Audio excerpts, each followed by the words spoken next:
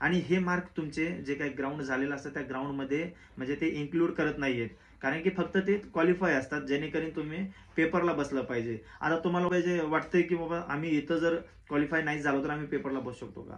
तर मित्रांनो, तुम्ही जरी ग्राउंडला 47 बी मार्क पाडले, 50 बी मार्क पाडले आणि ड्रायव्हिंग टेस्टमध्ये जर तुम्ही 20 मार्क नाही जरी घेऊ शकला, तरी तुम्हाला मित्रांनो तिथनं बाद केलं जातं. तुम्हाला पेपरला बसायला चान्स नाहीये. त्यामुळं तुम्ही जर चालक फॉर्म भरणार असाल, तर मित्रांनो तुम्हाला चालकाची जे काही टेस्ट आली पाहिजे आणि त्यामध्ये तुम्हाला तेवढे मार्क भेटले पण पाहिजे. आणि महत्त्वाची गोष्ट म्हणजे चालकाचं जर तुमच्याकडे लायसन्स असेल, तर इतरांपेक्षा एक फॉर्म, एक चान्स तुम्हाला एक्स्ट्रा भेटतो मित्रांनो. कारण की जिल्ह्याला जर कुठं थोडाफार चुकून प्रॉब्लेम झाला, तर चालक जे काय असते ह्याच्यावर तुम्हाला थोडंफार म्हणजे भरोसा राहू शकते.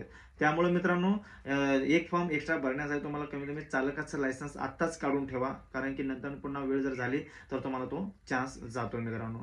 आणि उद्याच्या व्हिडिओमध्ये मी तुम्हाला याची पेपरची जी काही म्हणजे फॉर्मॅलिटी कशी असते, पेपर कशा पद्धतीने घेतला जातं याबद्दल आपण उद्याच्या व्हिडिओमध्ये पाहणार आहे. म्हणजे आपल्या चॅनलवर सगळे व्हिडिओ तुम्हाला उपयुक्तच असणार आहे. त्यामुळे आपल्या चॅनलला फॉलो करून घ्या आणि व्हिडिओ आपल्या मित्रांना शेअर करा.